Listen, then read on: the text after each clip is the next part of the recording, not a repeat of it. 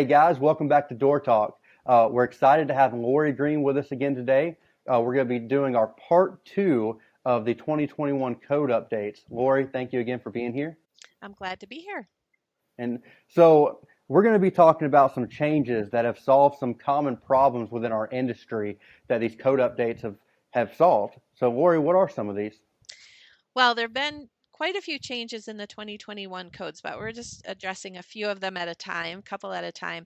And there are two that I think are really important as far as taking care of problems that we have faced in the industry for a long time. One of those is how to secure an exterior area where the egress path goes from that exterior space through the building. So if you imagine like a school courtyard that's fully enclosed and you have to have a door leading from that courtyard into the school building and then out. But that really creates a lot of security issues, and we really didn't have a good way in the codes. We didn't have any way to be able to secure those. Another example would be like a rooftop restaurant or a roof terrace. There just wasn't, those are kind of considered rooms. If they don't have another means of egress, a stairwell down the outside of the building, for example, we have to let people back into the building. So there were a lot of security concerns, especially with school security. If someone could climb over the roof of a school and then access the school through the egress door for the courtyard, that was obviously a problem. So we didn't have anything before that would allow us to lock those doors. So in some situations, the school or the facility manager or someone would go to the AHJ, the authority having jurisdiction, and say, hey, we need to lock these doors. It doesn't make sense that someone can access our school. What can we do? But every AHJ had a different idea of what was acceptable. Maybe add a mag lock that, would unlock upon fire alarm or some other type of lock. And a lot of them relied on interaction from people and whether they used them correctly and things like that. So it just was very inconsistent and it was a lot of work to try to come up with something that was acceptable. So in the 2021 IBC, there was a change made, and now technically this change would not apply until the 2021 edition is adopted in a particular project's jurisdiction. But it's something that we've needed for so long, and the AHJs feel it too. They need this. They don't know how to help with the security aspect of things while still maintaining the code compliance. So I have seen some AHJs already allowing this to be used as a code modification. So at least we have a set of guidelines now if we want to lock that school courtyard door to prevent access to the school. There are guidelines in the 2021 IBC that someone could use to go and request a code modification. So basically what the limitations are is the exterior space has to have an occupant load of 300 people or less, and that's a calculated occupant load. There's a formula for that. And then if that's the case, there are ways that you can lock that door leading into the building. So the rules are the lock has to be a key operated lock that's readily distinguishable as locked. So it has to be a lock that someone has to use a key to lock. So basically a double cylinder deadbolt, typically with an indicator that will say locked and open.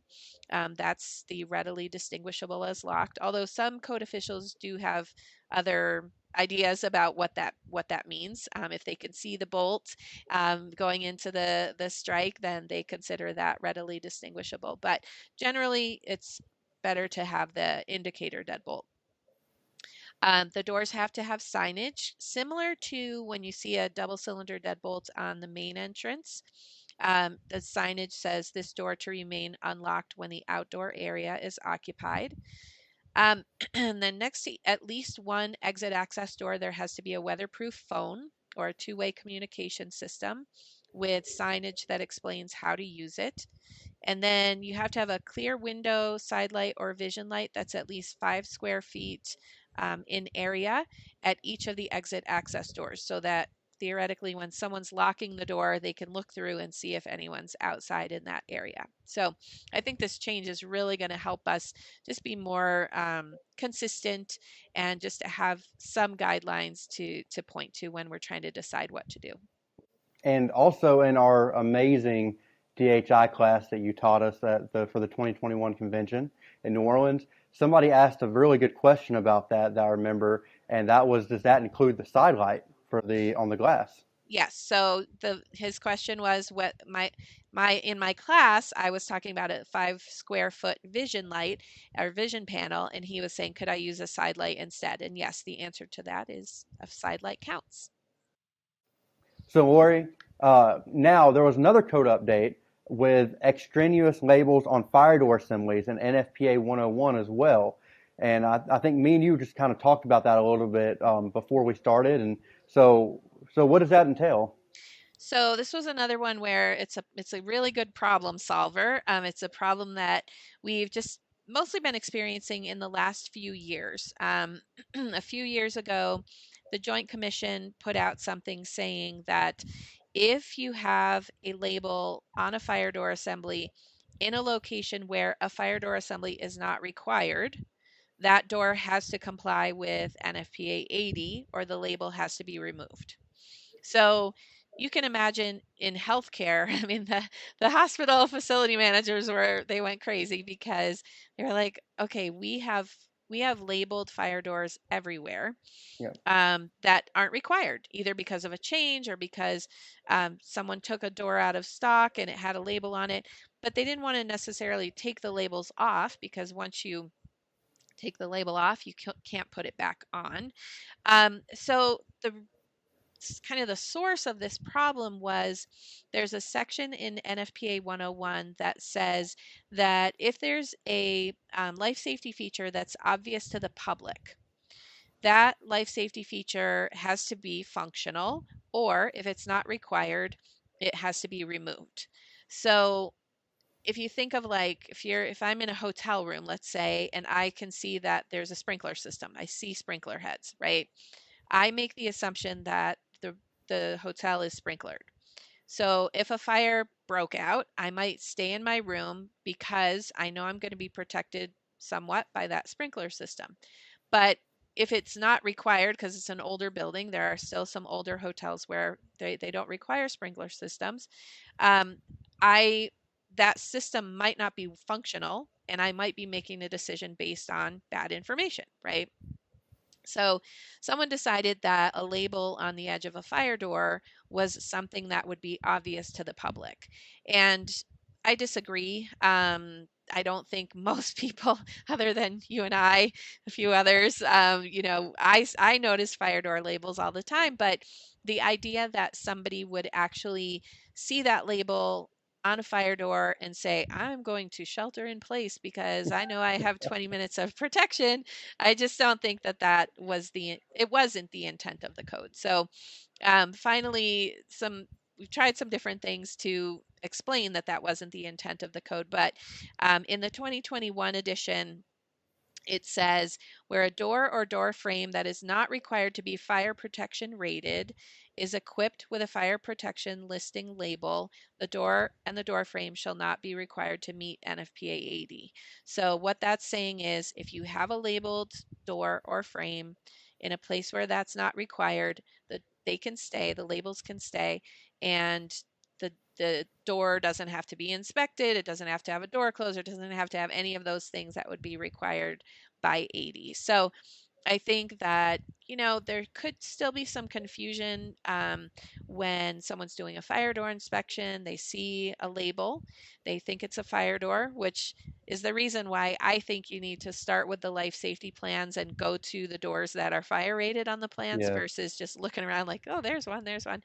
That could be a mess. So you can keep the label, and the door doesn't have to be treated as a fire rated door. So that's a really good clarification. In my opinion, this is one that's not, you don't have to wait to adopt the 2021 IBC 101 in order for this to come into play or to be able to be used, because really it's a clarification.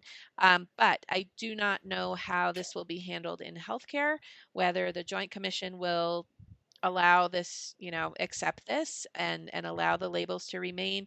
I have heard lately that they've haven't been enforcing that. So hopefully, where this has been a good clarification that will help our healthcare customers, because they just had a lot of labels and it would have been a lot of work. Well, and me and you both know a lot of distributors out there. When we get our doors in, or they get their doors in, they're not going to order five different sets of doors with five different fire ratings on them. A Hmm. lot of times they're going to order 20-minute fire rated doors, and they're going to have 20-minute labels on there whether you need it or not, Hmm. because it just makes sense. I mean, it just makes sense to do that.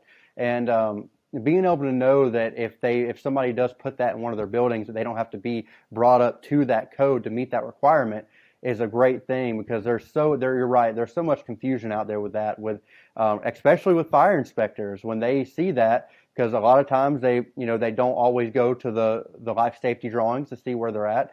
They look just like what we do. We look at the label and we assume, okay, that's a fire door assembly, so it's Hmm. got to meet all the requirements of it. Hmm. When maybe now it doesn't for some reason. There was some kind of change, like you said, the fire sprinkler system could have been added later on, or whatever the case is, Hmm. and it's definitely good to know that you guys thought about that, and that they were able to get together and make that change. So. Yeah, I mean, the labels could be removed to avoid that confusion. There's nothing saying that you can't do that, and it would be helpful for fire door inspections and things. And if an AHJ sees a door with a label, they're gonna, think, wait, where's the door closer? So, we could avoid some confusion by removing the label, and that's absolutely fine.